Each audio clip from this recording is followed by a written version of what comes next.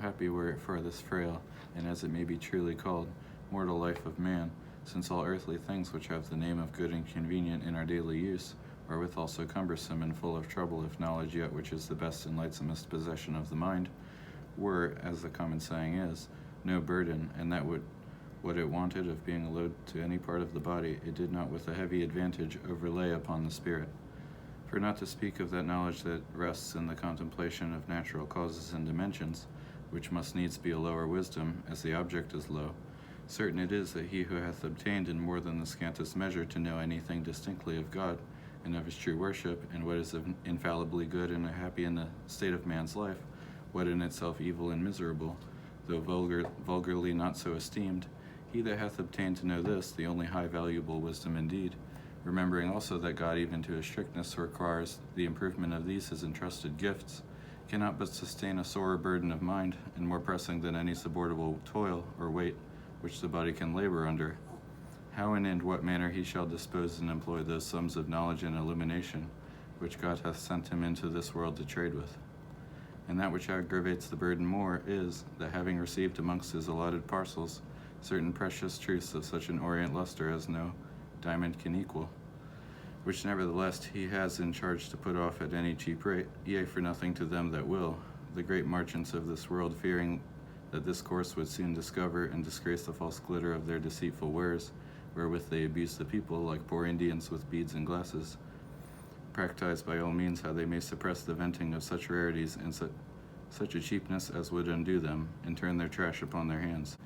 Therefore, by gratifying the corrupt desires of men in fleshly doctrines, they stir them up to persecute with hatred and contempt all those that seek to bear themselves uprightly in this their spiritual factory, which they, foreseeing, though they cannot but testify of truth and the excellence of that heavenly traffic which they bring, against what opposition or danger soever, yet needs must it sit heavily upon their spirits, that being in God's prime intention and their own, selected heralds of peace, and dispensers of treasure inestimable without price to them that have no pence, they find in the discharge of their commission that they are made the greatest variance and offense, a very sword and fire both in house and city over the whole earth. This is that which the sad prophet Jeremiah laments, Woe is me, my mother, that thou hast borne me a man of strife and contention. And although divine inspiration must certainly have been sweet to those ancient prophets, yet the irksomeness of that truth which they brought was so unpleasant to them that everywhere they call it a burden. Yea, that mysterious book of Revelation which the great evangelist was bid to eat, as it had been some eye-brightening electuary of knowledge and foresight, though it were sweet in his mouth and in the learning, it was bitter in his belly, bitter in the denouncing. Nor was this hid from the wise poet Sophocles, who in that place of his tragedy, where Tiresias is called to resolve Oedipus in a matter which he knew would be grievous, brings him in bemoaning his lot, that he knew more than other men. For surely to every good and peaceable man it must in nature needs be a hateful thing to be the displeaser and molester of thousands. Much better would it like him, doubtless, to be the messenger of gladness and contentment, which is his chief intended business to all mankind, but that they resist and oppose their own true happiness. But when God commands to take the trumpet and blow a dolorous or jarring blast, it lies not in man what But when God commands to take the trumpet and blow a dolorous or jarring blast, it lies not in man's will what he shall say, or what he shall conceal. If he shall think to be silent, as Jeremiah did, because of the reproach and derision he met with daily, and all his familiar friends watched for his halting to be revenged on him for speaking the truth, he would be forced to confess as he confessed, His word was in my heart as a burning fire shut up in my bones. I was weary with forbearing and could not stay. Which might teach these times not suddenly to condemn all things that are sharply spoken or vehemently written, as proceeding out of stomach of virulence and ill nature, but to consider rather that if the prelates have leave to say the worst that can be said, and do the worst that can be done, while they strive to keep to themselves, to their great pleasure and commodity, those things which they ought to render up, no man can be justly offended with him that shall endeavor to impart and bestow without any gain to himself those sharp but saving words which would be a terror and torment in him to keep back. For me, I have determined to lay up as the best treasure and solace of a good old age, if God vouchsafe it may, the honest liberty of free speech from my youth, where I shall think it available in so dear a concernment as the church is good. For if I be either by disposition or what other cause too inquisitive or suspicious of myself and my own doings, who can help it? But this I foresee, that should the church be brought under heavy oppression, and God have given me the ability the while to reason against that man that should be the author of so foul a deed, or should she, by blessing from above on the industry and courage of faithful men, change this her distracted estate into better days without the least furtherance or contribution of those few talents which God at that present had lent me, I foresee what stories I should hear within myself all my life after of discourage and reproach. Timorous and ungrateful, the church of God is now again at the foot of her insulting enemies, and thou bewailest. What matters it for thee or thy bewailing? When time was, thou couldst not find a syllable of all that thou hast read or studied to utter in her behalf. Yet ease and leisure was given thee for thy retired thoughts out of the sweat of other men. Thou hadst the diligence, the parts, the language of a man, if a vain subject were to be adorned or beautified, but when the cause of God and his church was to be pleaded, for which purpose that tongue was given thee which thou hast, God listened if he could hear thy voice among his zealous servants, but thou wert dumb as a beast. From henceforward be that which thine own brutish silence hath made thee. Or else I should have heard on the other ear, slothful, and ever to be set light by. The church hath now overcome her late distresses, after the unwearied labors of many her true servants that stood up in her defense. Thou also wouldst take upon thee to share amongst them of her joy. But wherefore thou? Where canst thou show any word or deed of thine which might have hastened her peace? Whatever thou dost now talk, or write, or look, is the alms of other men's act of prudence and zeal. Dare not now to say or do anything better than thy former sloth and infancy. Of if thou darest, thou dost impudently to make a thrifty purchase of boldness to thyself out of the painful merits of other men. What before was thy sin is now thy duty to be abject and worthless. These and such like lessons as these, I know would have been my matins duly and my evensong. But now by this little diligence, mark what a privilege I have gained. With good men and saints claim my privilege of lamenting the tribulations of the church, if she should suffer, when others that have ventured nothing for her sake have not the honor to be admitted mourners. But if she lift up her drooping head and prosper among those that have something more than wished her welfare, I have my charter and freehold of rejoicing to me and my heirs. Concerning therefore this wayward subject against prelacy, the touching whereof is so distasteful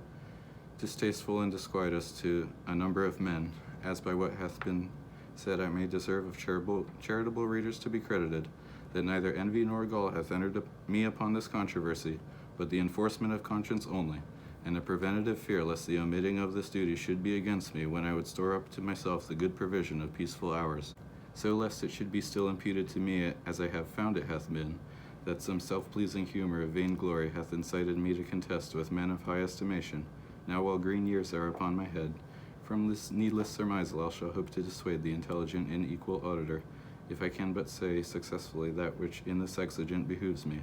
although I would be heard only, if it might be, by the elegant and learned reader, to whom principally for a while I shall beg leave I may address myself. To him it would be no new thing, though I tell him that if I hunted after praise by the ostentation of wit and learning, I should not write thus out of my own season, when I have neither yet completed to my mind the full circle of my private studies, although I complain not of any insufficiency to the matter in hand, or were I ready to my wishes, it were a folly to commit anything elaborately composed to the careless and interrupted listening of these tumultuous times. Next, if I were wise only to my own ends, I would certainly take such a subject as of itself might catch applause, whereas this hath all the disadvantages of the contrary, and such a subject as the publishing whereof might be delayed at pleasure, and time enough to pencil it over with all the curious touches of art, even to the perfection of a faultless picture.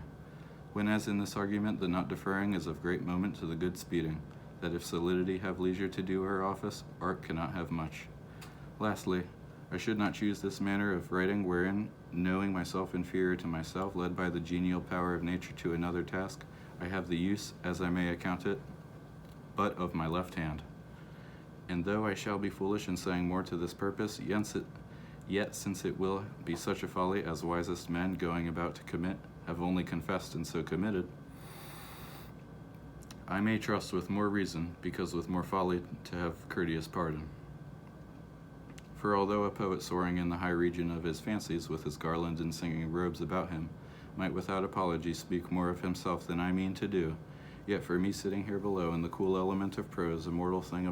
among many readers of no imperial conceit, to venture and divulge unusual things of myself, I shall petition to the gentler sort, it may not be envy to me. I must say, therefore, that after I had from my first years, by the ceaseless diligence and care of my father, whom God recompense, been exercised to the tongues, and some sciences, as my age would suffer, by sundry masters and teachers both at home and at the schools, it was found that whatever aught was imposed me by them, that had the overlooking, or be taken to of mine own choice in English, or other tongue, prosing or versing, but chiefly this latter, the style by certain vital signs it had, was likely to live. But much latelier in the private academies of Italy, whither I was favored to resort, perceiving that some trifles which I had in memory, composed at under 20 or thereabout, for the manner is that every one must give some proof of his wit in reading there, met with acceptance beyond what was looked for, and other things which I had shifted and scarcity of books and conveniences to patch up amongst them, were received with written encomiums, which the Italian is not forward to bestow on men of this side of the Alps. I began thus far to assent both to them and divers of my friends here at home, and not less to an inward prompting which now grew daily upon me, that by labor and intent study, which I take to be my portion in this life, joined with the strong propensity of nature, I might perhaps leave something so written to after times, as they should not willingly let it die. These thoughts at once possessed me, and these other, that if I were certain to write as men by leases for 3 lives and downward, there ought no regard be sooner had than to God's glory by the honor and instruction of my country. For which cause, and not only for that I knew it would be hard to arrive at the second rank among the Latins,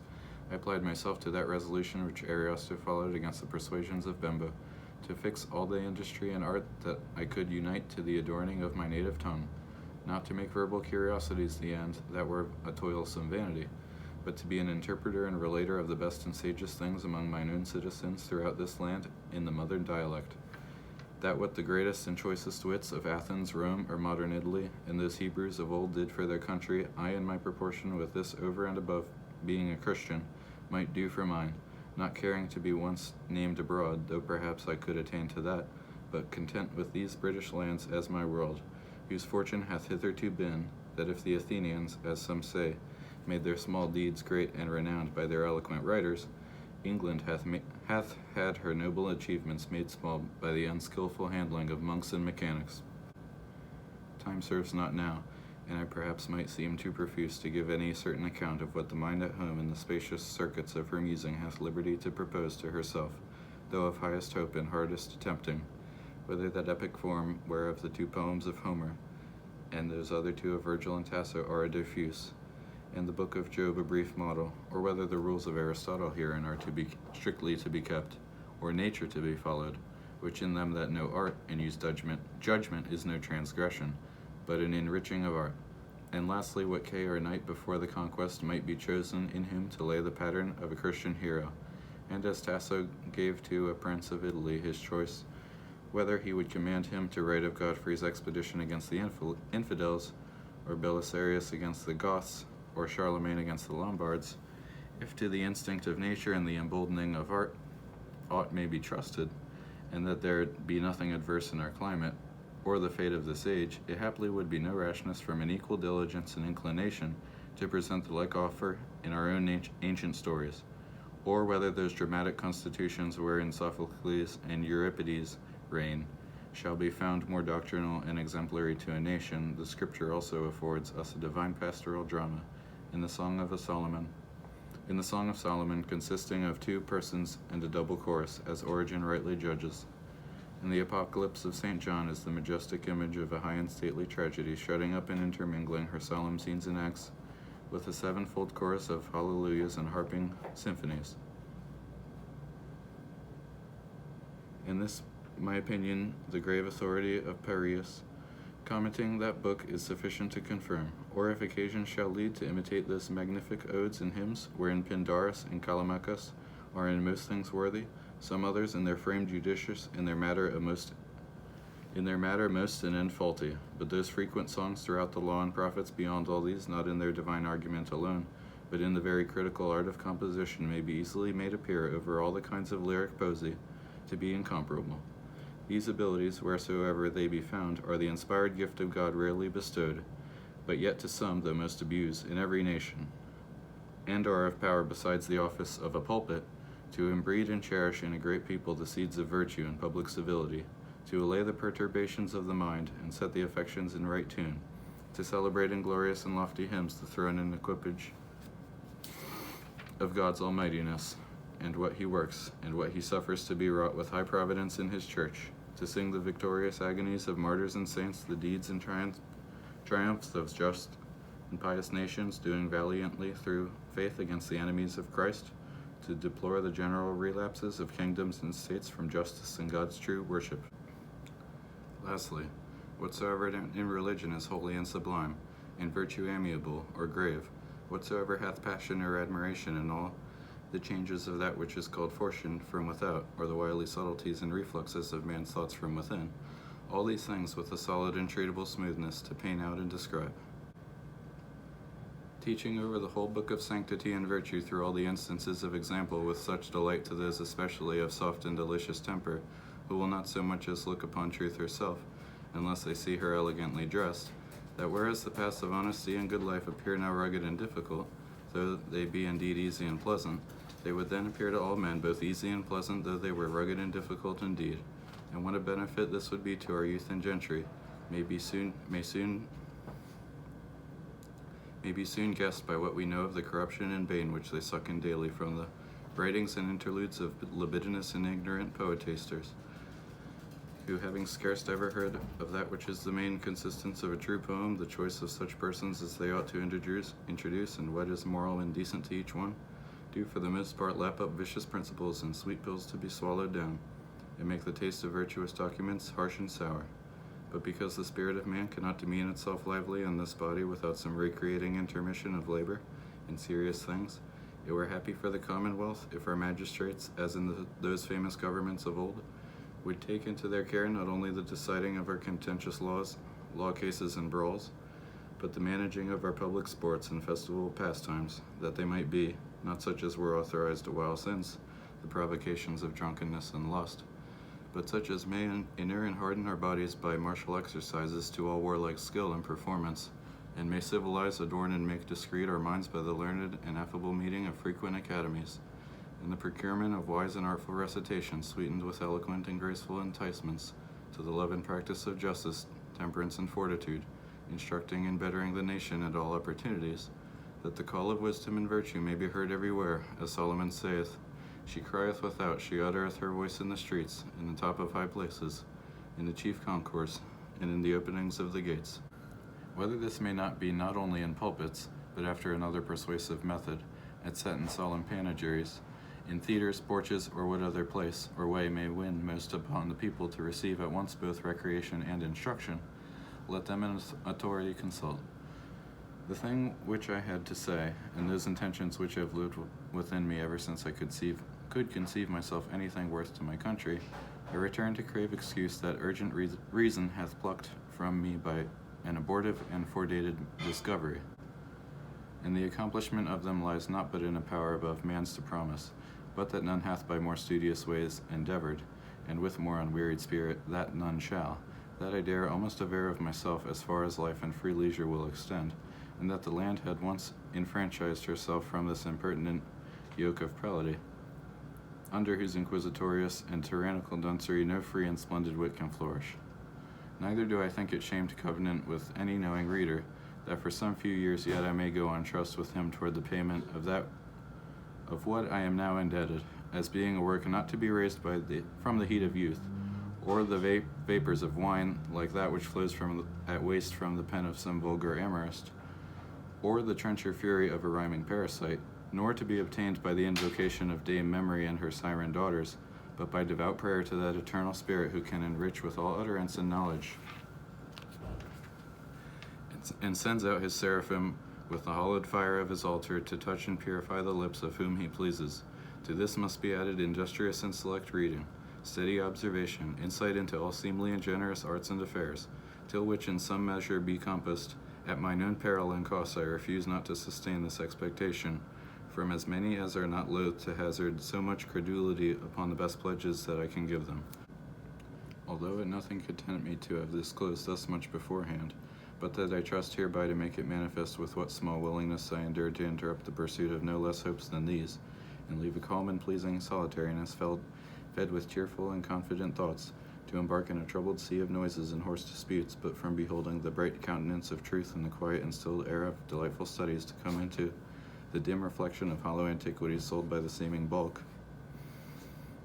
and there be fain to club quotations with men whose learning and belief lies in marginal stuffings,